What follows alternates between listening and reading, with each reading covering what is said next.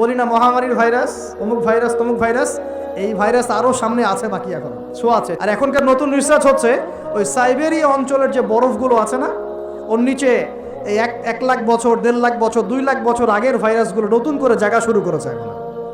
হ্যাঁ, এগুলো বিজ্ঞানীরা বলছেন যে এগুলো আবার কোন দিন জানি পৃথিবীতে আত্মপ্রকাশ করা শুরু হয়। সব কিছুই ঘটবে। আল্লাহ পাক এগুলো খেলার ছলে সৃষ্টি করেন নাই, পরীক্ষা। লিয়াবলুয়াকুম আইয়ুকুম আহসানু আমালা, আল্লাহ পাক বলেছেন। এরপরে ইয়াজুজ আর মাজুজের সব প্রজাতি মারা যাবে। নবীজি বলছেন জমিনে কোনো জায়গায় ফাঁকা থাকবে না, সমস্ত জায়গাতেই ওদের দেহ পড়ে থাকবে। আল্লাহু আকবার। এরপরে ঈসা আলাইহিস সালাম আল্লাহকে বলবেন, আল্লাহ জমিনটাকে পবিত্র করে দাও। আল্লাহ পাক কি করবেন জানেন? বড় বড় নখওয়ালা একটা স্পেশাল প্রজাতির পাখি আল্লাহ পাঠাবেন, যাদের নখগুলো খুব বড় বড় হবে, বিশাল বিশাল নখ। এই নখগুলো দিয়ে তারা দেহগুলোকে উঠাবে, উঠিয়ে নিয়ে কোথায় যে ফেলে দেবে আল্লাহ ভালো জানেন। সুবহানাল্লাহ, আল্লাহু আকবার। এরপরে আল্লাহ পাক কি করবেন জানেন? আল্লাহ পাক বৃষ্টি বর্ষণ করবেন। এত বেশি বৃষ্টি হবে, এত বৃষ্টি হবে, জমিন ধুয়ে পরিষ্কার হয়ে যাবে। হাদিসে আসছে জমিন একদম চকচক করবে, জমিনটা পরিষ্কার হয়ে চকচক করতে থাকবে। তারপরে ঈসা আলাইহিস সালামের সময়ে বলা হচ্ছে, তার সময়ে একটা ডালিম, আনার ডালিম, এই ডালিমের যে খোসা হয় না, এই ডালিমের খোসার নিচে একটা পুরো পরিবার আশ্রয় নিতে পারবে। এত বড় বড় ফল হবে, এত বরকত হবে জমিনের মধ্যে। যখন একটা জনপদের অধিবাসীরা আল্লাহর সামনে আত্মসমর্পণ করে, তখন আল্লাহ বরকত দেয়। বিশ্ববাসীরা দেখবে একটা ডালিমের নিচে একটা পরিবার আশ্রয় নিতে পারবে। নবী সাল্লাল্লাহু আলাইহি ওয়াসাল্লাম বলেছেন যে 10 জন ঘোড়সওয়ার বের হবে ইমাম মাহদির সময়, যারা খোঁজ নিতে যাবে যে দেখি দাজ্জাল বের হয়েছে কিনা। ওই 10, নবীজি বলছেন আমি ওই 10 জনের নামও জানি, ওদের বাবার নামও জানি। সুবহানাল্লাহ, এত স্পেসিফিক জ্ঞান দেওয়া হয়েছে আল্লাহর পক্ষ থেকে নবী সাল্লাল্লাহু আলাইহি ওয়াসাল্লামকে। তার হাদিস থেকে বলছি ডালিমের নিচে পরিবার আশ্রয় নিতে পারবে। তো এরপর কি?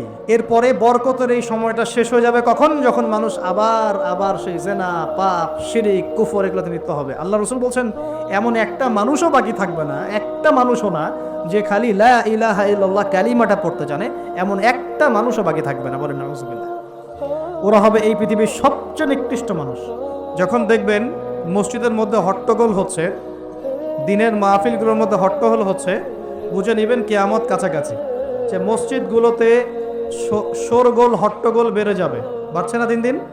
তো নবী সাল্লাল্লাহু আলাইহি ওয়াসাল্লাম অনেক দিন আগেই বলেছেন, 1400 বছর আগেই, যখন মসজিদগুলোর মধ্যে হট্টগোল বেড়ে যাবে তখন ধরে নিবে যে কিয়ামত কাছাকাছি চলে এসেছে। আর মসজিদগুলো হবে চাকচিক্যময়, চকচকা, দেখে মনে হচ্ছে তাজমহল। মসজিদগুলো হবে চাকচিক্যময়, কিন্তু মসজিদ থেকে হেদায়েত উঠে যাবে। এমনও হাদিস এসেছে মুসল্লিরা মসজিদে নামাজ পড়বে, জামাতে নামাজ পড়বে, কিন্তু ওই মুসল্লিদের মধ্যে একজন প্রকৃত ইমানদার মানুষ খুঁজে পাওয়া যাবে না। এমনও হাদিস এসেছে। আপনারা হয়তো মনে করছেন সেই যুগ অনেক দেরি আছে, আমরা দেখছি সেই যুগ চলে এসেছে। ইবাদত বন্দেগীর জীবনে এখন মানুষ নামাজি হয়েছে, আর অর্থনৈতিক জীবনে গিয়ে সুদখোর হয়েছে। তো একটু বোঝেন, আলোচনা অনেক গভীরে যাবে।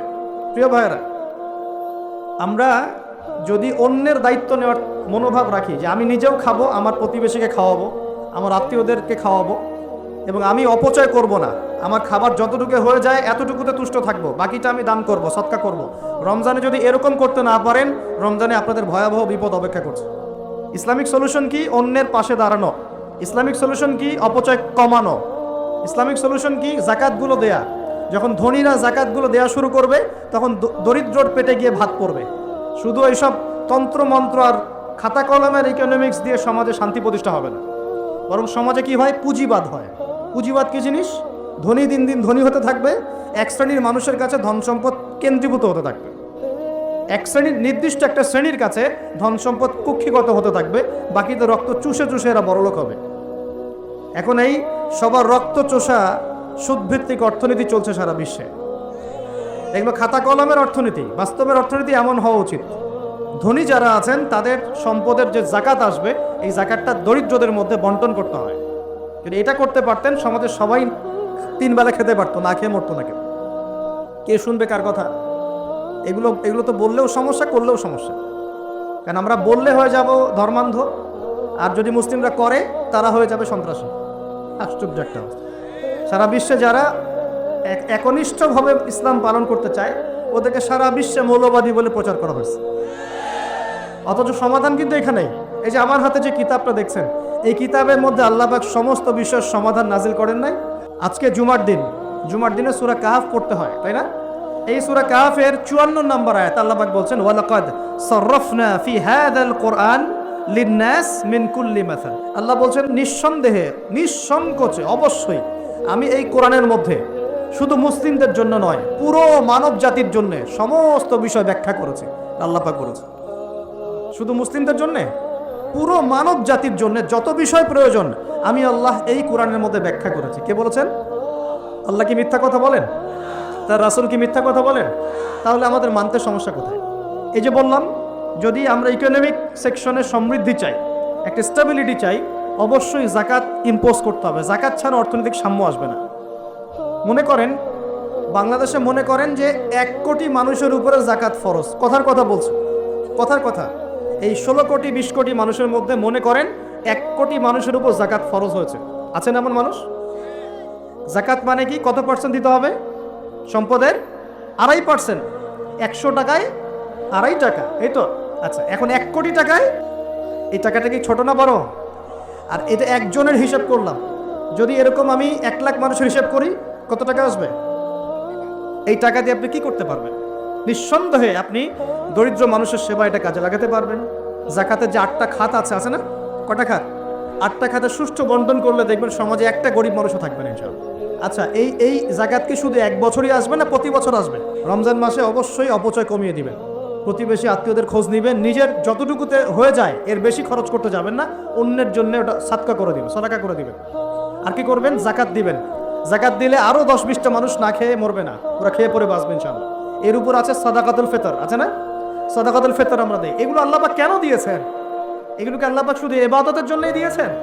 এগুলো করলে তো নেকি হয়, আল্লাহ সন্তুষ্টি পাওয়া যায়, দুনিয়াতেও সাম্যের অর্থনীতি প্রতিষ্ঠা হয়, এই কারণে দিয়েছেন। আল্লাহ পাক এমনি এমনি দিয়েছেন নাকি? এই যে আপনি 5 ওয়াক্ত নামাজ পড়ছেন, নামাজ পড়লে তো নেকি হচ্ছেই, আধ্যাত্মিকত্ব পাচ্ছেন, আল্লাহ সন্তুষ্টি পাচ্ছেন, আপনার শরীরও ভালো থাকবে ইনশাআল্লাহ, থাকবে না? আপনি ওযু করছেন, ওযু করলে নেকি হয় না? গুনাহ ঝরে যায় না? একই সাথে আপনি বিভিন্ন রোগ ব্যাধি থেকে বেঁচে থাকবেন ইনশাআল্লাহ। আপনি পরিষ্কার পরিচ্ছন্ন আছেন। প্রত্যেকটা কাজের পিছনে দুনিয়াবি উপকারিতাও কি আছে? আছে না? এই যাকাত ভিত্তিক অর্থনীতির মধ্যে এই দুনিয়াবি উপকারিতা আছে। আপনি আমি বলে আছে এই যে ট্রল নিয়ে, সমালোচনা নিয়ে, একে অপরের গীবত নিয়ে, কে কার পিছনে লাগবে, কে কাকে অনলাইনে ধুয়ে দিবে, এগুলোই কাজ হয়ে যাচ্ছে দিল্লি। এই কাজগুলোর মধ্যে ভালো কাজগুলো ঢাকা পড়ে যাচ্ছে। ভালো কাজ যে হচ্ছে না তা নয়, কিন্তু ভালো কাজগুলো এই কাজগুলোর মধ্য দিয়ে ঢাকা পড়ে যাচ্ছে, এটা আপনারা বুঝতে পারছেন না। এই চলছে। তা আমাদের এই মানসিকতা পরিবর্তন করার দরকার নাই? কোরআন সুন্নাহ কি খালি এখানে থাকবে, আমরা তেলাওয়াত করব এই জন্যই, নাকি বাস্তবে প্রয়োগ করতে হবে? এই রমজান মাসে নিয়াত করেন। আসন্ন রমজান কেন কথা বলছি? কারণ রমজান কিন্তু বেশি দিন নাই। কয়দিন আছে? 1 মাস 1.5 মাসও বাকি নেই। আপনাকে প্ল্যান করতে হবে, আধ্যাত্মিক পরিকল্পনা করতে হবে যে রমজান সামনে আসছে, এই রমজানে ইনশাআল্লাহ আমি আল কোরআন পুরোটা খতম দেবো ইনশাআল্লাহ। রমজান মাস আসার আগেই 5 ওয়াক্ত নামাজ আমি শক্ত করে ধরবো, যেন রমজানে আমি 5 ওয়াক্ত নামাজ জামাতে পড়তে পারি। রমজান মাস আসার আগেই কোরআন তেলাওয়াত যদি করতে না জানি, তেলাওয়াত করা শিখে নিতে হবে ইনশাআল্লাহ। রমজান আসার আগেই নিয়াত করে নিব যে এই রমজানে ইনশাআল্লাহ আমি প্রত্যেক দিন তারাবি জামাতে পড়বো ইনশাআল্লাহ, এবং খতম তারাবি পড়বো ইনশাআল্লাহ। রমজান মাসে যারা কোরআন আরবি জানি টুকটাক, আমরা ভাঙ্গাচোরা, আমরা কোরআনটাকে শুরু থেকে শেষ পর্যন্ত অর্থসহ পড়বো ইনশাআল্লাহ। রমজান মাসে প্রত্যেক দিন কমপক্ষে একজন মানুষকে আমি ইফতার করাবো ইনশাআল্লাহ। রমজান মাসে আমি আমার জাকাতগুলোকে দিয়ে দিব ইনশাআল্লাহ। রমজান মাসে বেশি বেশি দান সদকা করবো ইনশাআল্লাহ।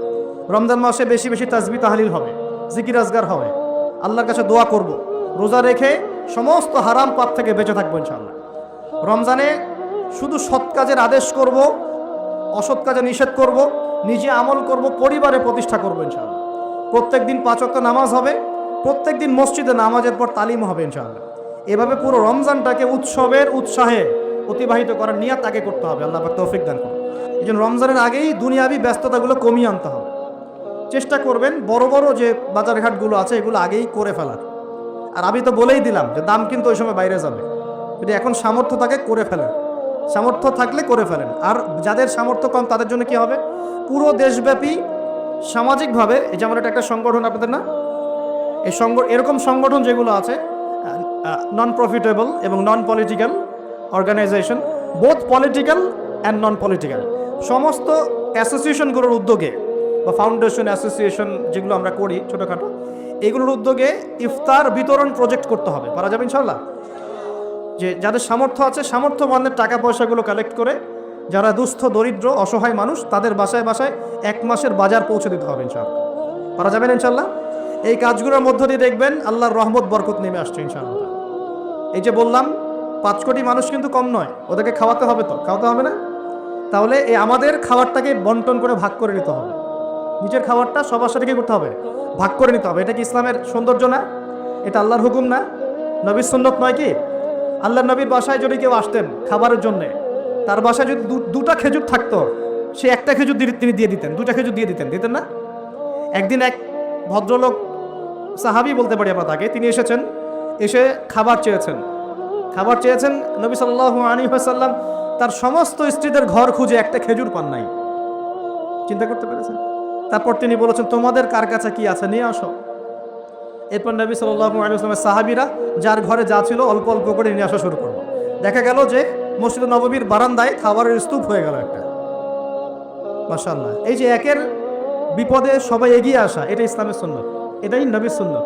রমজান মাসে এই জিনিসটা চর্চা করতে হবে, আল্লাহ পাক তৌফিক দান করুন।